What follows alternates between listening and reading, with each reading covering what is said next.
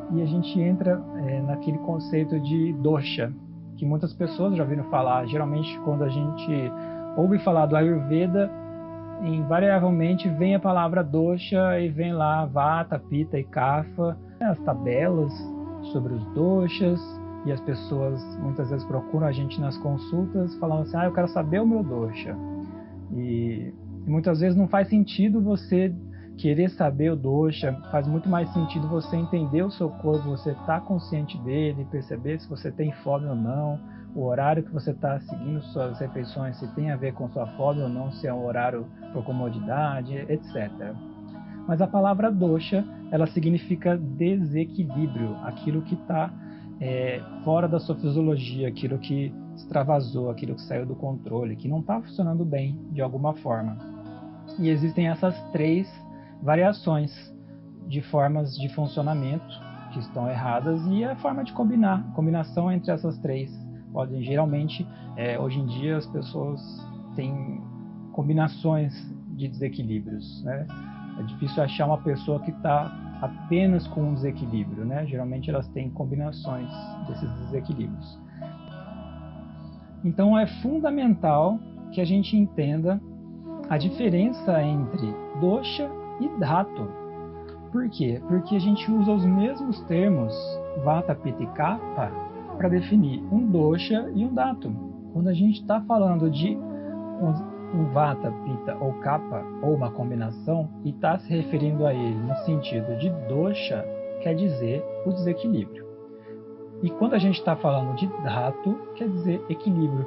É quando o corpo está funcionando bem, quando você não tem nenhum desequilíbrio, quando a sua digestão está boa, quando seus órgãos estão funcionando bem, você não está manifestando nenhuma doença, nenhum desequilíbrio, sua constituição genética, o seu DNA está funcionando direitinho, todo o seu processo de transformação de substância, de absorção de nutrientes, de eliminação de substâncias indesejáveis está funcionando bem, sua fisiologia está ótima, tudo isso é o funcionamento normal chamado de dhatu. E nisso todos nós temos o vata, o pitta e o kapha funcionando como dhatu, porque senão é incompatível com a vida, né? Se você não tem algum desses funcionando bem, você não tem como sobreviver. Por quê? Porque eles estão intimamente ligados ao funcionamento dos órgãos do nosso corpo.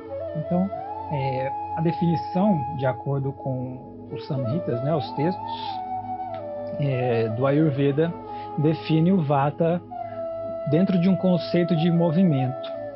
E nisso ele classifica alguns atributos do que é Vata, para a gente entender.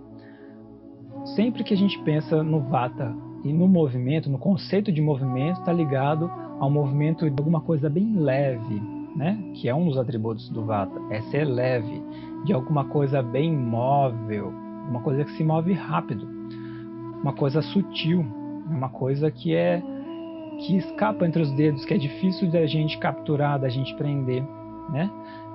E também está ligado à secura, alguma coisa mais dura, áspera, móvel, leve, rápida e fria, né? Todos esses são conceitos de Vata. E a gente deve, para entender melhor, observar tudo isso dentro do nosso corpo, né?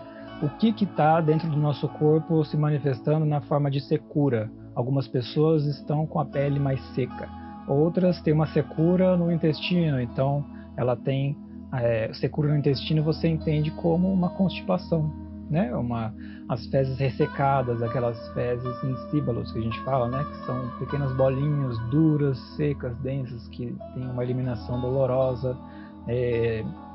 A parte de aspereza, né? A pele, quando fica seca, fatalmente acaba ficando áspera. E quando a gente fala da palavra móvel, né, a gente pode tanto dizer o móvel no conceito de desequilíbrio ou de equilíbrio. O que é um móvel? Uma coisa móvel, uma atividade móvel em equilíbrio no nosso corpo. É a mobilidade do sangue dentro dos vasos, é a mobilidade dos pulmões, né, da respiração, tem a mobilidade das articulações, do nosso esqueleto, o processo de caminhar, então o processo de transmissão, né, a neurotransmissão, o impulso nervoso, tudo que está se movimentando dentro do seu corpo de forma fisiológica é o Vata que está controlando aquilo. O Vata é o responsável. É uma atividade que tem o conceito por trás chamado de Vata. Então, o que é um móvel em desequilíbrio? São processos de adoecimento que envolvem, por exemplo, uma movimentação involuntária, seja uma síndrome convulsiva, né? Seja um quadro de epilepsia, um quadro de tremor, seja um tremor no canto dos olhos, um tremor muscular, uma pessoa que não consegue ter equilíbrio, né? Ela acaba se movimentando e caminhando de forma, ela acaba caindo, uma irregularidade na parte da respiração, uma respiração irregular, o batimento cardíaco irregular, tudo que está móvel e irregular é um Vata em desequilíbrio. Tá? E da mesma forma, a secura, a gente pode entender a secura fisiológica, que é o intestino delgado, ele tem realmente o papel de absorver a água do bolo fecal, das fezes, e então é uma secura positiva, uma secura boa, uma secura necessária. Né? Você tem a parte da digestão, que você precisa lubrificar o alimento que está no estômago, né? Na saliva, nas enzimas todas que você produz, você está no muco, você está lubrificando. Isso é uma função que a gente vai ver que é do Kapha. E o Vata tem a função de secar, de desidratar, de absorver a água e depois colocar ela em movimento. E o que é um leve também? O leve em desequilíbrio é a pessoa que está só a pele e osso, por exemplo, uma pessoa que tem as estruturas leves, uma constituição natural dela, a constituição corporal mais leve, uma pessoa, por isso que a gente descreve, né? Vocês podem ver às vezes fotos, né, de casos de mostrando a diferença entre um corpo Vata, um corpo Pitta e um corpo Kapha, e geralmente o Vata está desenhado um corpinho mais magro, mais leve, mais sutil, que é uma característica, um atributo dele. Tá? E frio. O Vata naturalmente vai ter a pele mais fria, né? Ele vai sentir mais frio do que as pessoas, né? Onde, por exemplo, num dia normal, numa temperatura de 20, 18 graus, as pessoas estão tranquilas, o Vata já vai estar sentindo mais frio para ele. Ele precisa tomar mais cuidado com isso, né? Evitar bebidas frias, evitar se expor ao frio, porque tudo isso faz ele desequilibrar, porque ele já tem essa característica. Tá? Vamos passar agora para o conceito de Pitta. O conceito de Pitta está intimamente ligado à transformação. Aí, quando a gente fala de transformação, a gente pensa logo na parte de digestão, de metabolismo, de transformar um alimento, uma coisa, um nutriente que não é parte do nosso corpo em parte do nosso corpo. Né? Então, transformação digestiva, a transformação também no nível celular, no nível dos tecidos, tudo isso tem ligação com o Pitta. E além disso, o Pitta também tem o atributo de umidade e de leveza, e também a parte de movimentação dele é diferente do Vata. Por quê? A mobilidade do Vata, como a gente viu, é semelhante à fumaça, é leve como o ar, né? E a do Pitta é como a água. A mobilidade da água é diferente da mobilidade do ar. Por quê? Porque o ar ele se espalha bem rapidamente dentro do ambiente e a mobilidade da água já demora mais.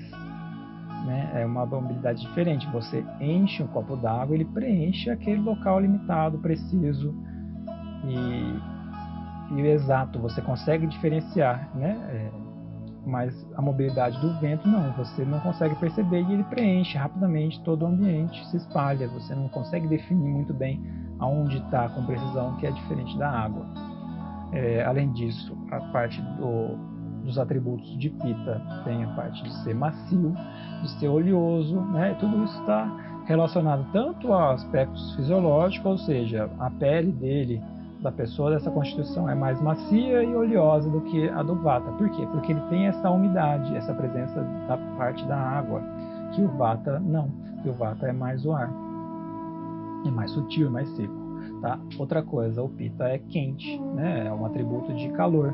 A pele dele é mais quente, a pele dele tem uma temperatura mais elevada, ele sente mais calor, é aquela pessoa calorenta que chega, que sua demais, que passa mal até no verão, tá? E aqui o atributo de ser penetrante é aquele da precisão, é aquele que que é exato, que você consegue perceber de forma precisa. E também, para transformar, né, para digerir as coisas, você precisa de um atributo de ser penetrante, de você ter essa ação de transformação. Você precisa ter a penetração, não pode ficar só na superfície. E além disso, o atributo de rapidez, né, ele também é móvel, só que a rapidez da água não chega a ser tão rápida quanto a rapidez do ar. Aqui o conceito de kapha está ligado à estrutura. Tudo aquilo que dá estrutura e estabilidade no nosso corpo está ligado ao conceito de kapha. Ou seja, a parte muscular, a parte de lubrificação, seja a parte de lubrificação do alimento através da saliva, do muco, da parte do estômago, a lubrificação das vias aéreas, né, todas as mucosas do nosso corpo, as articulações, líquido sinovial, tudo isso está ligado ao kapha. E a parte densa, a parte muscular e gordurosa, né, a parte de estrutura mesmo, tudo isso está ligado ao kapha. Por isso que eu coloquei aqui a imagem da argila, né, que é quando você une a terra com a água, você consegue tirar o atributo de secura da terra, que é leve, que se você assoprar voa, né, fica móvel, e você acrescentando a água, o fato de acrescentar a água dá essa estabilidade para a terra, para a argila, e você consegue construir, né? Você precisa de uma estrutura para ter estabilidade, né? Se você fica muito leve, você fica instável, né? Você fica sem estabilidade. E o kapha, como eu falei, da umidade, o kapha é macio, é pesado, é pegajoso, ele é frio, denso e lento, né? Tudo isso está ligado à estabilidade.